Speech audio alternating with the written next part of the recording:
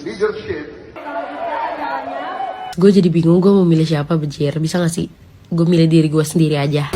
Kita butuh pemimpin yang perubahan.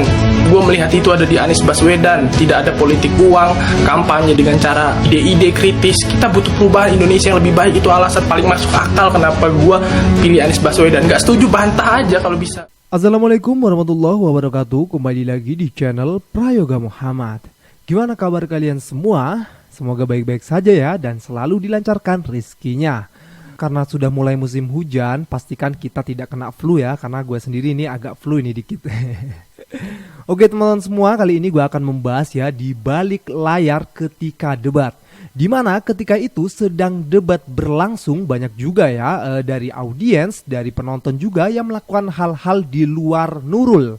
Dimana sebenarnya ini melanggar peraturan penonton ya, karena kan di situ penonton diharuskan untuk tetap kondusif dan tidak melakukan hal-hal yang menjadi kontroversial atau hal-hal yang akhirnya membuat panitia atau dari pihak KPU menegurnya ya. Dan hal ini pun terjadi ya, karena itu banyak juga para netizen akhirnya berkomentar. Dari ada yang ngomong kasar, ada juga yang justru nyamperin moderatornya ya. Tentu hal ini tidak kita inginkan ya. Dan hari ini akan kita bahas. Oke, coba kita lihat dulu ya videonya.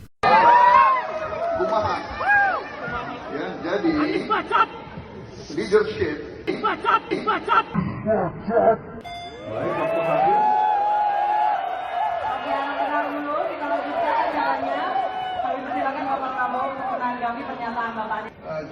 Jadi semua data yang konteks tadi turun semua suaranya.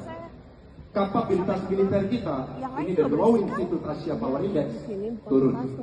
Termasuk kemudian capaian MEF kita hanya 65,49% dari target 79%. Mengapa terjadi penurunan?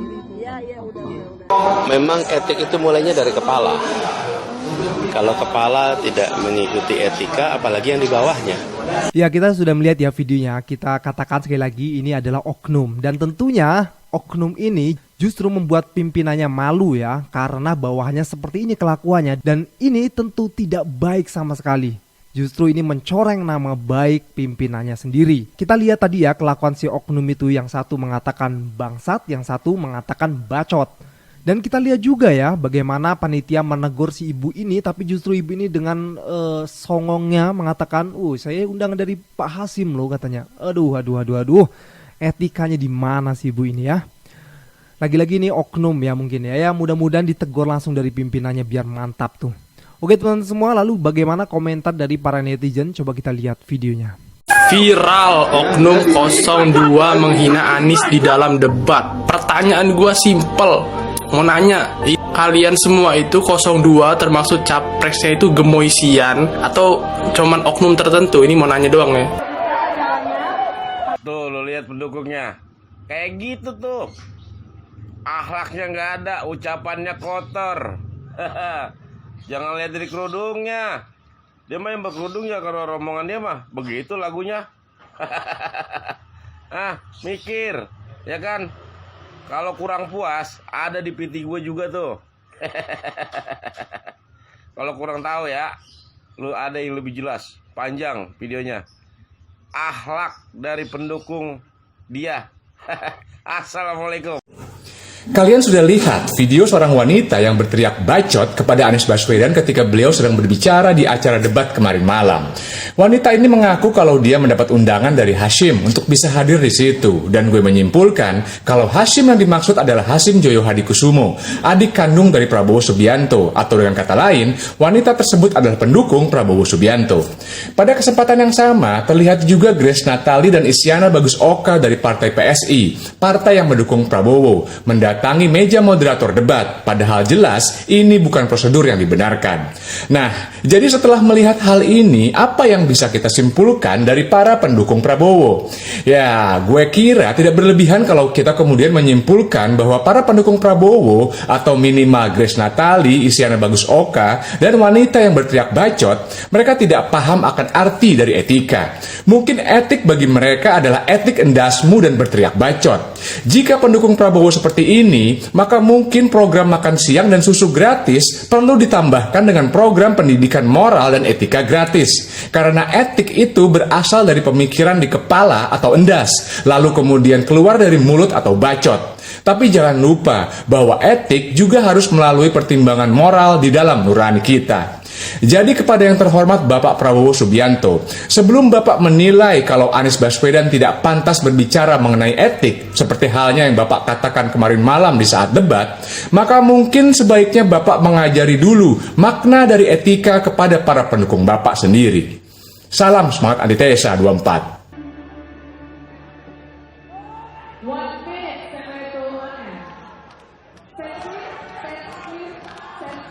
Halo guys, nah KPU ini mengatakan katanya akan mengevaluasi aksi Grace Natali dan kawan-kawan yang menghampiri meja moderator ketika jeda debat tadi malam.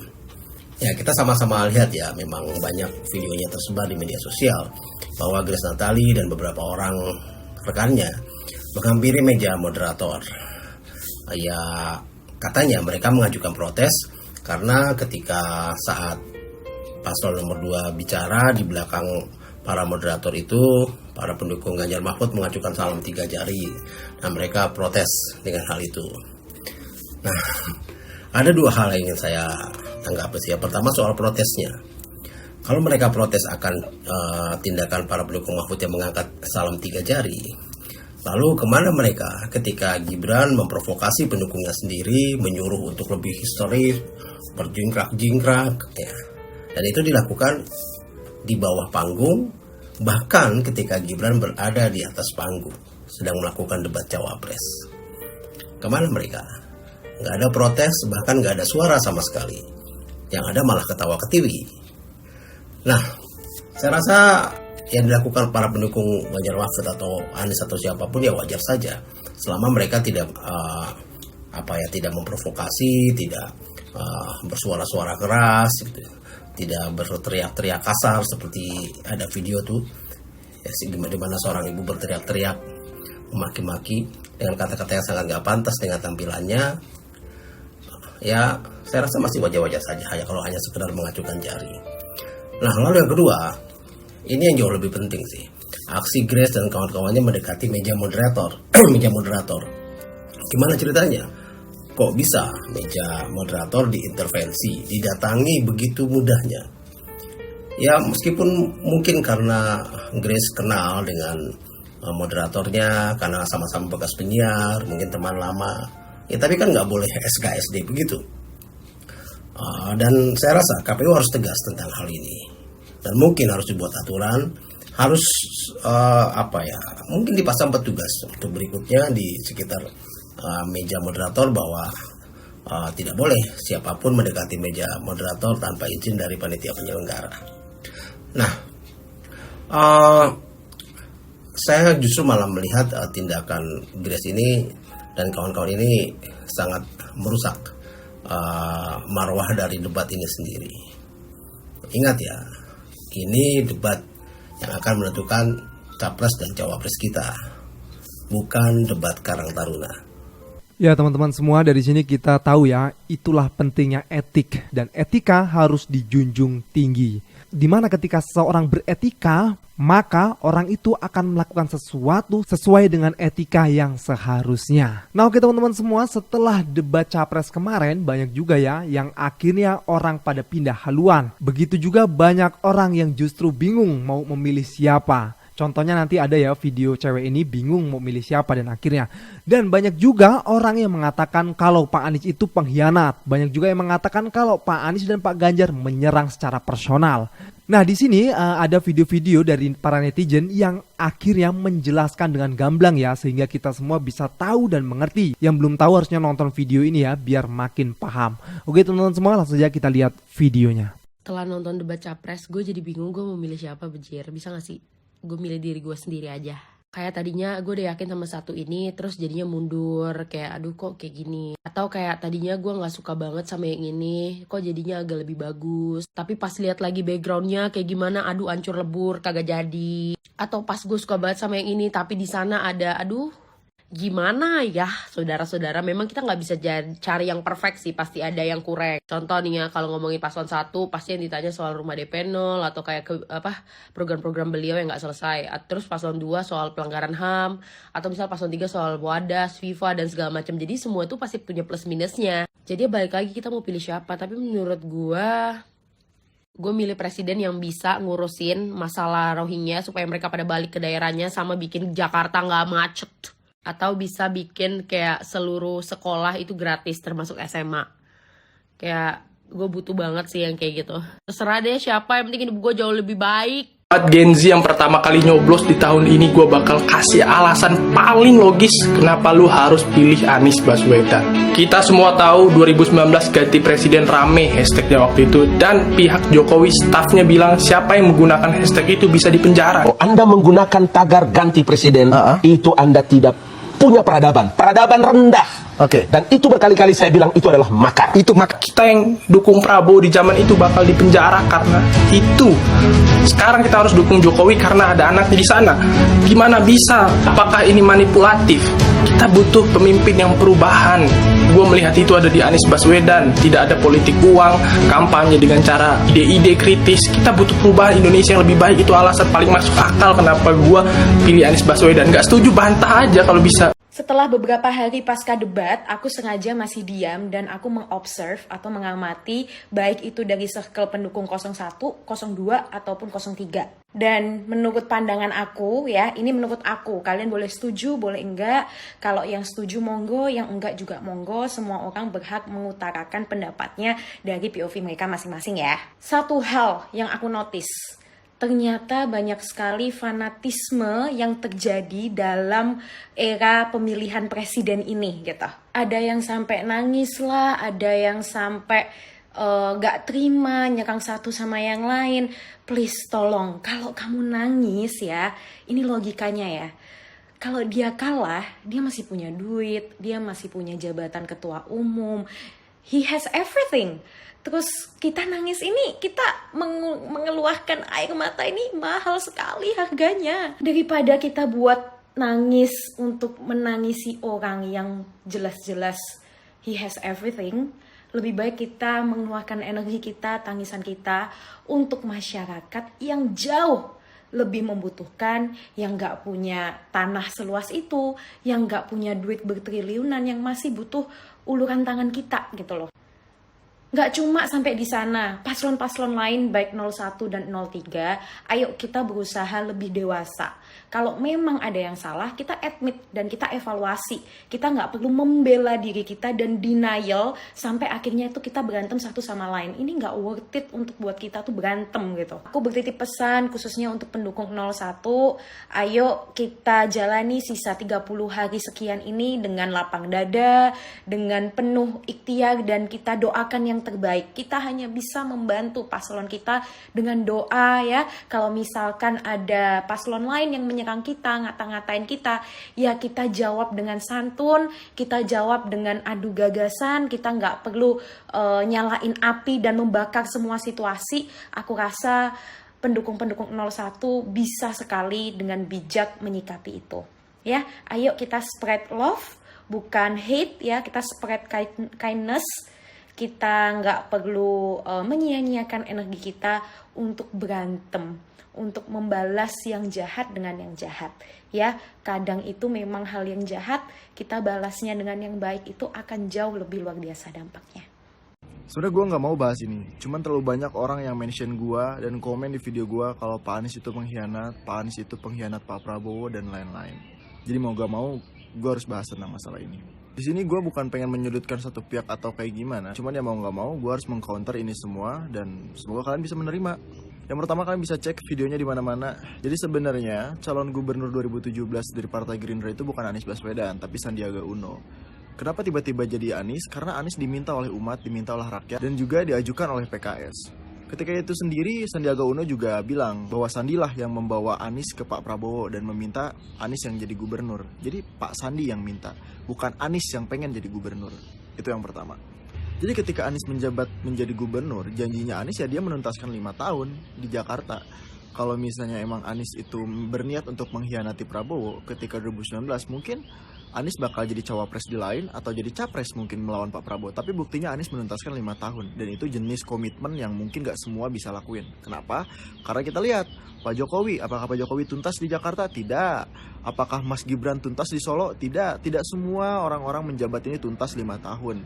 Hanya menjabat beberapa tahun, ada yang langsung menjadi presiden atau jadi wakil presiden. Jadi menurut gua Anies gentleman, dia menuntaskan 5 tahun komit di Jakarta. Walaupun di 2019 ada beberapa partai yang meminta dia jadi capres, bahkan Pak Prabowo meminta Anies untuk menjadi cawapresnya Prabowo, tapi Anies menolak karena komitmen Anies kepada umat dan kepada rakyat yang waktu itu mengusung Anies. Jadi bukan cuma Gerindra loh. Ya mungkin untuk pendukung Pak Prabowo 2019 semua bakal ngerasain hal yang sama. Dan banyak yang bilang kalau Pak Prabowo itu mengkhianati pendukung-pendukungnya di 2019. Gue sebagai pendukung Pak Prabowo 2019, sedikitnya gue merasakan itu, tapi gue gak akan bahas ke sana. Ini bukan berarti gue mau menyudutkan, tapi ini bentuk realitanya. Kalian harus nonton video ini. Dan sekali lagi, saya sebagai kader PDI Perjuangan, sebagai kader muda, saya akan tetap tegak lurus sesuai arahan Ibu Ketua Umum. Selamat siang, saya Gibran Rakabuming mengajak seluruh warga untuk berbondong-bondong ke TPS di 14 Februari nanti untuk memilih PDI Perjuangan dan Pak Ganjar. Terima kasih. Nah, Gibran juga sama kok. Beliau juga komit tegak lurus dengan PDIP. Beliau juga komit, bahkan beliau bilang 2024 bulan Februari coblos PDIP dan pas Ganjar Pranowo. Tapi buktinya sekarang dia menjadi cawapresnya dari Prabowo. Jadi kalau kalian berteriak Anies itu pengkhianat, menurut gue mending ngaca. Kayak gitu jadinya maling teriak maling. Kalian teriak-teriak Anies ini pengkhianat padahal nggak tahu rujukannya kayak gimana. Tapi di kubu kalian juga seperti itu. Kenapa gue nggak dari awal speak up tentang Mas Gibran kayak gini? Ya udah gitu, gue nggak mau terus gue dibilang gue menyudutkan satu pihak dan lain-lain. Tapi ya gue di-attack terus gitu. Ini bentuk defend gue dan penyerangan balik gue. Kalau gue diem terus juga bakal terus-terusan gue kayak gini. Jadi ini bentuk counter dari gue. Semoga kalian bisa menerima fakta yang satu ini. Terus apa berhak menilai kinerja orang Anies menteri aja dipecat? Apa itu bukan personal? Paham? Gini, Mas Heru Setiadi 797, gue berharap lu buzzer, gue berharap lu dibayar gede untuk komen kayak gini. Karena kalau lu bukan buzzer dan lu rakyat biasa dan punya pemikiran organik kayak gini, ya tobat deh, seriusan, tobat. Gue jawab serius nih, nggak pakai bercanda. Pertama, Anies bukan pejabat dan dia rakyat biasa. Selayaknya rakyat biasa kayak kita yang bayar pajak untuk ngegaji Prabowo sebagai Menteri Pertahanan, apakah salah untuk menilai? Gue sederhanakan lagi bahasa gue kalau lu masih nggak ngerti. Lu datang ke hotel, lu bayar 1 juta untuk sepiring makanan yang mahal, dan ketika lu cobain makanannya nggak enak, dan lu komen sama chefnya, Mas ini kok makanannya gak enak? Atau mungkin lu nanya sama chef, Chef ini isinya apa ya? Kok rasanya aneh? Terus chefnya ngomong, ya lalu komen-komen kayak lu bisa jadi chef aja. Lu mau nerima jawaban kayak gitu? Terus nanti kalau misalnya sekarang jadi menhan aja, lu udah gaduh kayak gitu, atau lu gak terima karena gara-gara Pak Prabowo itu di komen kayak gitu, ya gimana nanti jadi presiden? Jadi anti kritik dong. Serem tahu anti kritik, seriusan, ditangkep. Apalagi undang-undang ITE udah diperbarui di Januari kemarin. Ini gue udah pakai logika paling sederhananya manusia dan lu masih nggak ngerti, kacau. Makanya nggak usah lu komen video gue, nggak usah lu balas video gue. Kalau emang lu buzzer, gue respect sama lu, sukses terus. Tapi kalau lu rakyat biasa dan lu masih belum puas sama jawaban gue, balas pakai VT, balas pakai komen, gue bakal tanggepin terus. Gue kejar namanya Heru Setiadi 797. Karena gue lihat akunnya tuh bukan akun smurf, bukan akun kosong. Jadi ya, well, itu jawaban gue buat Mas Heru Setiadi 797. Jangan memilih pemimpin karena kasihan, tapi pilihlah pemimpin karena kemampuannya. Kok bisa sih dapat nilai 11/100? Nah, kalau alasannya itu yang pertama karena peretasan situs Kemenhan, kedua karena praktik orang dalam di TMI, orang dalam di food estate, dan juga kesejahteraan TNI dan Polri yang masih kurang. Banyak orang dalam pengadaan alutsista, PT Teknologi Militer Indonesia, Indonesia Defense Security, lalu orang dalam pengelolaan food estate. apakah Pak Anies itu menyerang secara personal? Menurutku enggak ya, karena ini adalah sebuah evaluasi kinerja Kemenhan. Jadi Pak Prabowo sebagai Kemenhan bukan personal, justru yang menyerang personal itu adalah Pak Prabowo yang bilang kalau Pak Anies itu tidak beretika dan sangat menyesatkan. Anda tidak pantas bicara soal etik. Itu saja. Saya merasa bahwa Anda itu posturing ya, Anda tuh menyesatkan. Aku sendiri saat ini lagi mencari TMI itu apa dan kantornya di mana, dan aku lihat ratingnya itu cuma 1,3 di Google Maps. Kalian bisa cek sendiri di situ. Kalau kalian anak Jaksel, mungkin kalian perlu mampir di situ dan tanyakan kenapa TMI ini bisa mengelola dana sebegitu besar sampai diberitakan di mana-mana. Kalian pikir sendiri aja deh, kantornya aja kayak begitu, tapi yang dana yang dikelola itu gede banget loh. Aku pikir kayak markas apa gitu ya, misal di Israel sana gitu, elit banget lah kantornya, ternyata enggak gitu. Bahkan kantor ini cukup mencurigakan, ini sebenarnya perusahaan apa dan kenapa kok sahabat-sahabatnya Pak Prabowo gitu yang ada di TMI. Kalian lihat video ini ya. Kantornya tidak diakui itu, yang kemudian saya dibilang bohong itu. Ini surat Menhan, acquisition, pengadaan. Nah, kemudian yang paling bawah, the present executive of this company, I remain Prabowo Subianto. Ya oke teman-teman semua, gimana menurut kalian? Apakah sudah paham saat ini ya kan? Mudah-mudahan ya setelah melihat video ini yang belum paham jadi semakin paham dan yang belum mengerti jadi semakin ngerti ya. Intinya gue di sini pengen nge-share aja ya fakta-fakta yang bisa dipertanyakan kebenarannya. Oke teman-teman semua, gua rasa cukup segini aja ya. Jangan lupa untuk berikan komentar dan kritikan kalian di bawah ini. Jangan lupa juga untuk like, subscribe channel ini. Sekian dari gua, Prayoga Muhammad. Wassalamualaikum warahmatullahi wabarakatuh.